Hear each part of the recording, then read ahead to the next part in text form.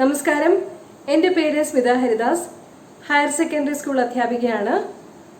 ഒരു കോൺവെക്സ് ലെൻസിൻ്റെ focal length distant object മെത്തേഡിലും UV മെത്തേഡിലും എങ്ങനെ കണ്ടുപിടിക്കാം എന്നാണ് ഇന്നത്തെ ക്ലാസ്സിൽ വിശദമാക്കുന്നത്. അതിനു മുമ്പ് ഒരു സ്പെറിക്കൽ സർഫസിലെ ഇമേജ് ഫോർമേഷനെ സംബന്ധിക്കുന്ന 1-2 കാര്യങ്ങൾ കൂടി മനസ്സിലാക്കണം. എല്ലാവർക്കും പ്രാക്ടിക്കൽ ഫിസിക്സ് ക്ലാസ്സിലേക്ക് സ്വാഗതം. Convex lens is a converging lens. There are 3 rules for the image formation by a convex lens. 3 rules ആണുള്ളത് ഇമേജ് ഫോർമേഷനെ സംബന്ധിച്ച് കോൺവെക്സ് ലെൻസിന്. അവ ഏതെല്ലാമാണെന്ന് പരിശോധിക്കാം. Rule 1. A ray of light which is parallel to the principal axis after refraction passes through the other side of the lens. Rule 2.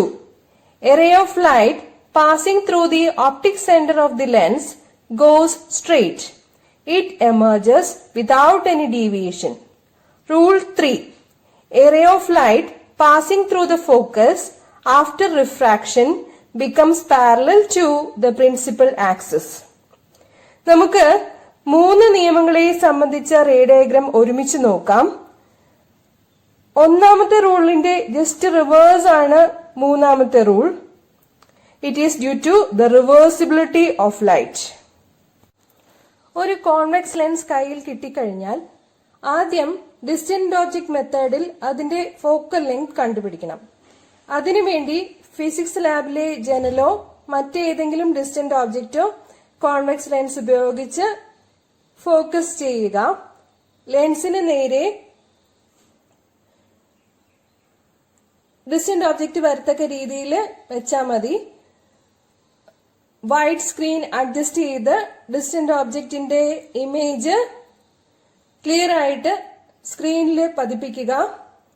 Lens ഹോൾഡറിന്റെ centre മുതൽ സ്ക്രീനിന്റെ മുൻവശം വരെയുള്ള distance scale ഉപയോഗിച്ച് അളക്കുക. ഉദാഹരണത്തിന് 9.5 സെന്റിമീറ്റർ എന്നിരിക്കട്ടെ. ഇതാണ് തന്നിരിക്കുന്ന കോൺവെക്സ് ലെൻസിന്റെ focal length. F equal to 9.5 centimetre ആണ്.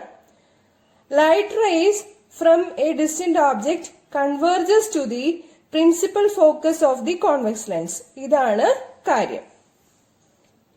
ഇനി നമുക്ക് UV മെത്തേഡിൽ ഫോക്കൽ ലെങ്ത് കാണാം. ഏകദേശം 10 സെന്റിമീറ്റർ ആണല്ലോ നമുക്ക് ഡിസ്റ്റന്റ് ഓബ്ജക്ട് മെത്തേഡിൽ ഫോക്കൽ ലെങ്ത് സ്മോൾ എഫ് കിട്ടിയത്. അതുകൊണ്ട് അതിന്റെ 2F അടുത്തുള്ള വാല്യൂവില് ഓബ്ജക്ട് ഡിസ്റ്റൻസ് സെറ്റ് ചെയ്ത് എക്സ്പെരിമെന്റ് ചെയ്തു തുടങ്ങാം. ലൈറ്റ് സോഴ്സ് അഥവാ ഇലുമിനേറ്റഡ് ഓബ്ജക്റ്റിനും ലെൻസിനും ഇടയിലുള്ള നേർരേഖാ ദൂരം 17 സെന്റിമീറ്റർ വെക്കുക.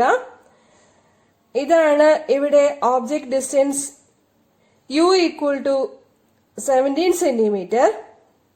ഒരു കാര്യം പ്രത്യേകം ശ്രദ്ധിക്കണം, ലെൻസിന്റെ സെന്റർ ഇലുമിനേറ്റഡ് ഓബ്ജക്റ്റിന്റെ അതേ ഉയരത്തിലായിരിക്കണം. സ്ക്രീൻ അഡ്ജസ്റ്റ് ചെയ്ത് ഇലുമിനേറ്റഡ് ഓബ്ജക്റ്റിന്റെ ക്ലിയർ ഇമേജ് സ്ക്രീനിൽ ഫോം ചെയ്യിക്കണം. ലെൻസ് മുതൽ ഇമേജ് ഫോം ചെയ്ത് സ്ക്രീൻ വരെയുള്ള ഡിസ്റ്റൻസ് അളക്കുക. ഇതാണ് ഇമേജ് ഡിസ്റ്റൻസ് V. 2 വീതം ഇൻക്രിമെന്റ് കൊടുത്ത്, അതായത് U equal to 19 centimetre, U equal to 21 centimetre എന്നിങ്ങനെ 5 or 6 U വാല്യൂസിന് ഇമേജ് ഡിസ്റ്റൻസ് കണ്ടുപിടിച്ച് ടാബുലർ കോളത്തിൽ രേഖപ്പെടുത്തുക. UV മെത്തേഡ് മനസ്സിലായിട്ടുണ്ടാവും എന്ന് വിചാരിക്കുന്നു. നമ്മുടെ ചോദ്യം ഇങ്ങനെയാണെന്നിരിക്കട്ടെ. Find the focal length of the given convex lens by UV method. Verify the result using distant object method. Also find the power of the lens. UV മെത്തേഡും ഡിസ്റ്റന്റ് ഓബ്ജക്ട് മെത്തേഡും വിശദീകരിച്ചു കഴിഞ്ഞു. പരീക്ഷയ്ക്ക് ആദ്യം എഴുതി കൊടുക്കണം.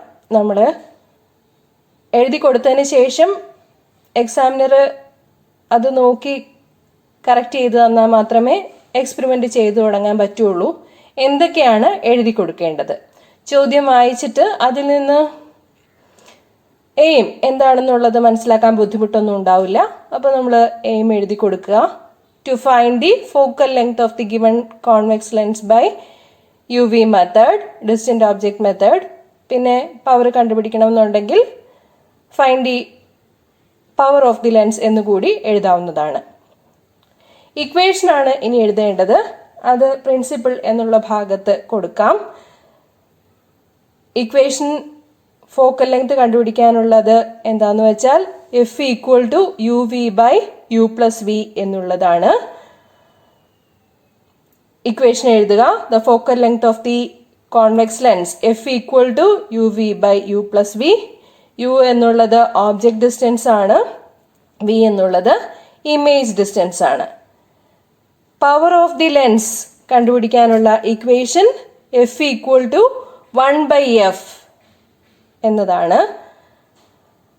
ഫോക്കൽ ലെങ്ത് മീറ്ററിലേക്ക് കൺവേർട്ട് ചെയ്തിട്ട് അതിൻ്റെ റെസിപ്രോക്കൽ എടുത്തു കഴിഞ്ഞാൽ നമുക്ക് പവർ ഓഫ് ദി ലെൻസ് കിട്ടുന്നതാണ്. പവറിൻ്റെ യൂണിറ്റ് ഡയോപ്റ്റർ ആണ്. ക്യാപിറ്റൽ ഡി എന്ന് സിമ്പിൾ എഴുതാം, അല്ലെങ്കിൽ DIOPTRE സ്മോൾ ലെറ്റേഴ്സിൽ എഴുതാവുന്നതാണ്. ഓക്കെ, അപ്പോൾ ഇത്രയും കാര്യങ്ങളാണ് പ്രിൻസിപ്പിളിൽ എഴുതി കൊടുക്കാവുന്നത്. ഇക്വേഷനാണ് പ്രധാനമായിട്ടും വേണ്ടത്. ക്ലിയർ? ലൈറ്റ് എക്സ്പെരിമെന്റ്സ് ആവുമ്പോൾ റേ ഡയഗ്രാം നിർബന്ധമായിട്ടും വരച്ചു കൊടുക്കണം. ഡിസ്റ്റന്റ് ഓബ്ജക്റ്റ് മെത്തേഡും UV മെത്തേഡുമാണ് ഉള്ളത്. ആദ്യം ഡിസ്റ്റന്റ് ഓബ്ജക്റ്റ് മെത്തേഡിന്റെ റേ ഡയഗ്രാം വരയ്ക്കാം. ഒരു കോൺവെക്സ് ലെൻസിനെ സംബന്ധിച്ചാണെങ്കിൽ പാരലൽ റേസ് ഫോക്കസിലേക്ക് കൺവേർജ് ചെയ്യും എന്നുള്ളതാണ് മനസ്സിലാക്കാനുള്ളത്. ഡിസ്റ്റന്റ് ഓബ്ജക്റ്റിൽ നിന്നുള്ള റേസിനെ പാരലൽ റേസ് ഉപയോഗിച്ചാണ് സൂചിപ്പിക്കാറുള്ളത്. അവ ലെൻസിന്റെ പ്രിൻസിപ്പൽ ഫോക്കസിൽ കൺവേർജ് ചെയ്യും.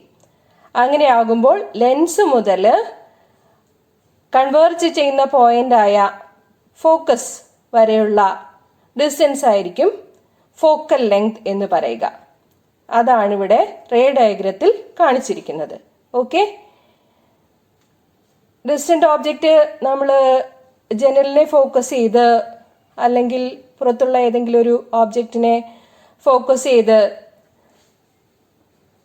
ഫോക്കൽ ലെങ്ത് എടുക്കാവുന്നതാണ്. ലെൻസ് മുതൽ സ്ക്രീൻ വരെയുള്ള അകലമാണ് ഇത് ഫോക്കൽ ലെങ്ത് എന്ന് പറയുന്നത്. ഡിസ്റ്റന്റ് ഓബ്ജക്റ്റ് മാറ്റി മാറ്റി കൺസിഡർ ചെയ്തിട്ട് ഫോക്കൽ ലെങ്ത് മെഷർ ചെയ്തെടുക്കാം. ഒരു 4-5 പ്രാവശ്യം ഇങ്ങനെ ഫോക്കൽ ലെങ്ത് കണ്ടുപിടിക്കുക. മീൻ ഫോക്കൽ ലെങ്ത് മെഷർ ചെയ്യുക.